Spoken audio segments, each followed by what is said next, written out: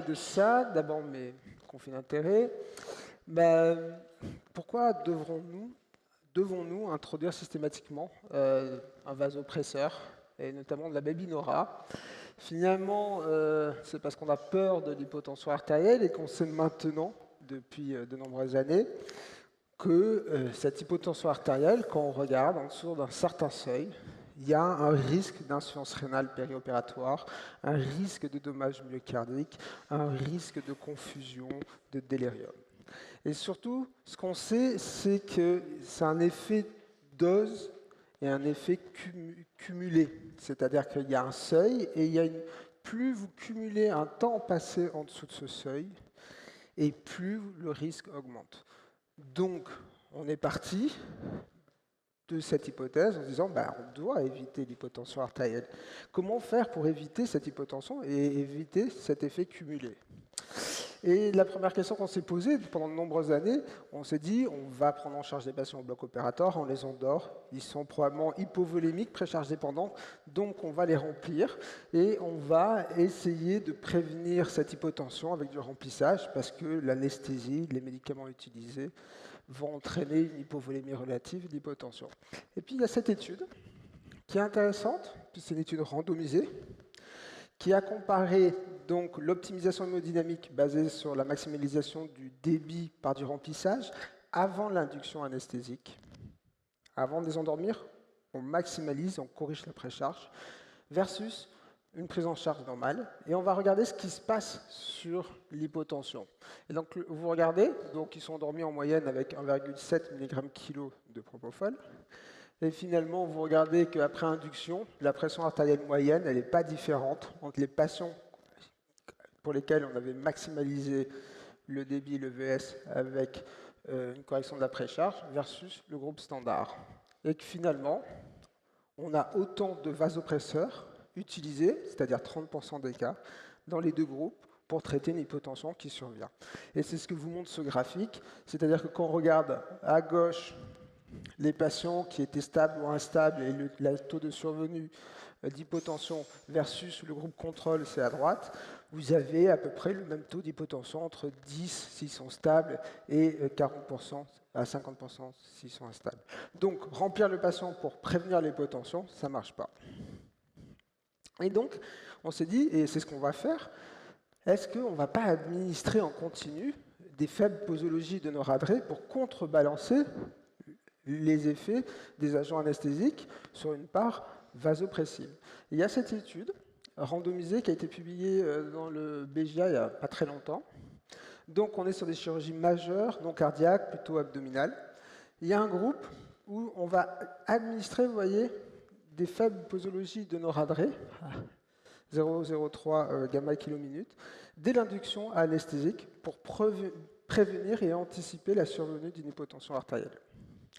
Et dans le groupe contrôle, on laisse faire le médecin comme il fait habituellement. Dans cette étude, ce n'est pas significativement différent. Le fait de démarrer lorsqu'on induit un patient de la babinora versus une attitude non préemptive, il n'y a pas de différence. Quand on regarde l'air sous la courbe de la pression artérielle moyenne de moins de 60 mm de mercure, de moins de 50, de moins de 40, ce qu'on observe peut-être, c'est que lorsqu'il y a une hypotension, elle semble être moins longue, mais grosso modo, il n'y a pas de différence, et vous le voyez là. Donc, ces auteurs sont allés un peu plus loin, et ils se sont dit, puisque dans ce groupe-là, les patients, dans l'étude précédente, avaient une mesure non invasive de la pression artérielle et pas continue, parce que c'était pas bien standardisé, ils se sont dit, on va faire un trio. On va mesurer de manière non invasive la pression artérielle, on va se fixer une PM, non pas de 65, mais minimale, on agit à 75, et on va d'emblée mettre de la babinora. Et donc, c'est une étude qui est observationnelle, on ne compare pas, mais on regarde dans ce groupe. Quand on applique cette solution qui est de mesurer de manière continue, non invasive, la pression artérielle, se fixer un seuil de PM plus élevé que ce qu'on fait habituellement et utiliser la babinora d'emblée, vous passez de 3 minutes d'hypotension en dessous de 65 à 0 minutes. Il n'y a pas d'hypotension chez ces patients, et notamment d'hypotension sévère avec une PM à moins de 50 mm de mercure. Vous voyez, c'était des chirurgies majeures globales. Donc effectivement, dans cette étude, c'est observationnel, on applique cette solution qui est, oui, de la babinora, mais associée à une mesure continue de la pression artérielle et des seuils d'alerte un peu plus élevés, on diminue, voire on annule les hypotensions profondes. Alors, est-ce que administrer de manière systématique de la babinora et diminuer le risque d'hypotension améliore le devenir des patients? Parce que finalement, on dit qu'il y a une association entre hypotension et complications post-opératoires. Donc, de le faire systématiquement, est-ce que ça a un réel bénéfice pour nos patients? Il y a cette étude française, qui maintenant commence à avoir un peu de temps, d'Emmanuel Futtier, qui a utilisé un critère composite. Alors, ce n'est pas éviter l'hypotension artérielle au sens propre, je démarre de la babinora, mais c'était optimiser la pression artérielle des patients dans son groupe pour maintenir cette pression artérielle à 10% de la valeur de référence préopératoire. Et pour cela, on démarrait de la babinora dès l'induction anesthésique. Et après, on adaptait les vitesses pour rester à 10% de la pression artérielle systolique. Cette étude est positive. Dans cette étude, quand vous maintenez une pression artérielle systolique à 10% de la valeur avec de la babinora dès le départ, vous diminuez de 30% le risque de survenue d'un critère composite. Et quand on regardait ce critère composite, c'était de l'inflammation, de la confusion et peut-être de l'insuffisance rénale. Donc ça marche. Mais quand on le fait maintenant dans une autre étude, celle-ci s'est particulièrement intéressée à des patients plutôt vasculaires, chirurgie vasculaire essentiellement. Et là, ils ont regardé un niveau de pression artérielle élevé versus standard. Et pour ça, effectivement, ils ont administré des vasopresseurs dès le départ de la babinora. Principal, c'est dommage myocardique. Secondaire, c'est l'insuffisance rénale. Qu'est-ce qu'on observe? On observe qu'il n'y a aucune différence. Il n'y a aucune différence. Maintenir dès le départ, il n'y a pas. Et quand vous regardez, oui, vous diminuez le taux d'hypotension. 9 minutes versus 23, en tout cas. C'est significatif. Mais sur les complications, ça ne se traduit pas. Donc, une étude qui dit si on optimise et qu'on met des départs, ça marche, une autre dit non, ça ne marche pas. Il faut aller un peu plus loin. Premièrement, il faut comprendre qu'on traite la pression artérielle et que la pression artérielle, c'est un symptôme de quelque chose de plus complexe et profond chez nos patients. Et pour ça, il y a cette étude qui est assez intéressante, qui est allée analyser par des méthodes statistiques avancées les causes de l'hypotension artérielle. Ils ont repris des bases de données, 1000 patients de chirurgie, il y a aussi des patients de réa, c'est ça qui est intéressant. Et ils ont pris tous les épisodes d'hypotension artérielle définis par une pression artérielle moyenne de moins de 65 mm de mercure. À chaque épisode, ils ont rentré dans la machine le VES, le débit cardiaque, la fréquence cardiaque, le DPDT et la variation respiratoire du VES, qui est l'équivalent de delta pp.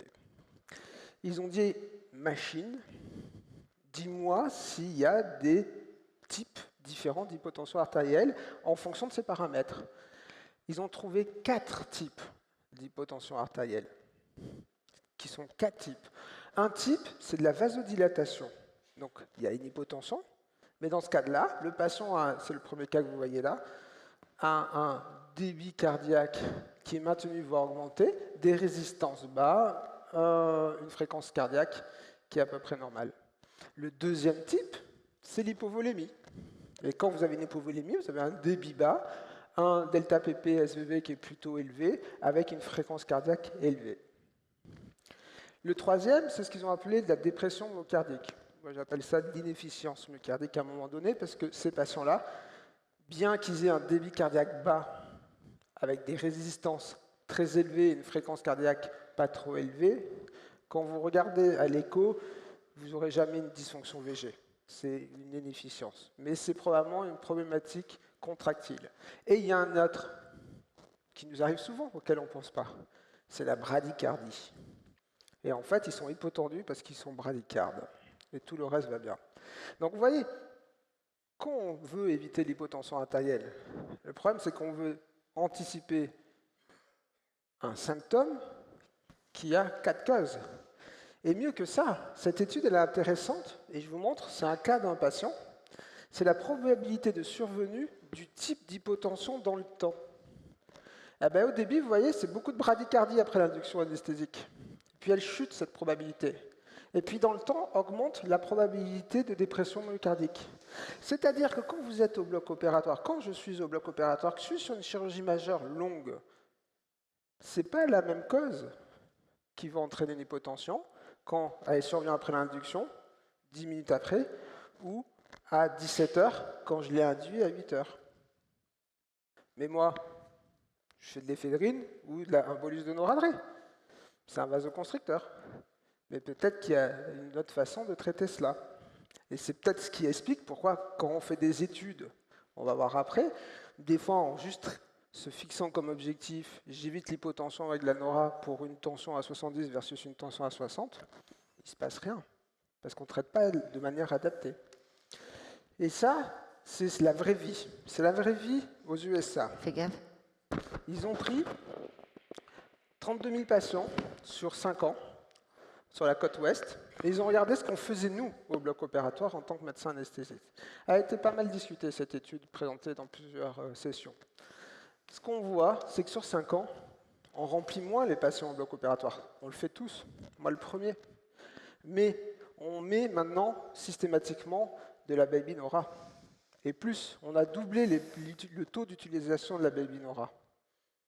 Et ce qu'ils observent, c'est une observation. C'est que finalement, attendez, excusez-moi, hop, voilà. Excusez-moi, ce qu'ils observent, c'est qu'ils ont augmenté le taux d'insuffisance rénale périopératoire. Et que quand ils regardent de manière statistique, ce risque est associé à la dose cumulée de vasopresseurs et, excusez-moi, au fait de moins remplir les patients. C'est ce qu'on fait tous les jours. On est plus restrictif qu'avant. On anticipe l'hypotension, on met de la Baby Nora. C'est une pratique que j'ai eue. Et comme on remplit un peu moins. Il y a d'autres études qui sont sorties qui retrouvent une association de cette noradrée avec le risque rénal périopératoire. Alors oui, non. Il y a cette étude, c'est une méta-analyse qui s'est intéressée aux études d'optimisation hémodynamique utilisant des vasopresseurs pour fixer des objectifs de pression artérielle. Et si vous regardez bien, donc elle a repris toutes les études randomisées, dont celle de Futier. Mais il y a une chose qui est intéressante. Sur le plan global, quand on poule toutes ces études, elles sont positives. Mais il y a des négatives et il y a des positives. Et quand vous regardez bien en détail, les études, elles sont positives quand on fait vasopresseur et optimisation du débit cardiaque, qui est un outil d'optimisation du débit cardiaque, que vous mesurez le VS et le débit cardiaque. Ce qui fait que quand vous allez utiliser de la Nora et s'il y a un moniteur de débit cardiaque, si vous l'utilisez de manière inadaptée et que le débit chute, vous allez le voir. Et vous aurez aussi optimisé la volémie. Et quand on regarde bien, les études qui ont fait que du vasopresseur, elles sont plutôt négatives. Donc, ça sera ma conclusion. Je laisserai du temps pour les questions. De la Baby Nora pour éviter l'hypotension, pourquoi pas? Mais si je le fais, je monitore mon patient. Parce qu'en fait, l'hypotension, c'est un symptôme. C'est comme l'insuffisance rénale aiguë. Il y a une cause. Et si je ne cherche pas la cause, je ne vais pas bien faire. Et comme ont montré les études qui sont plutôt positives, il faut optimiser la précharge du patient. D'accord? En systématique, je ne le ferai pas. Je n'ai pas d'intérêt.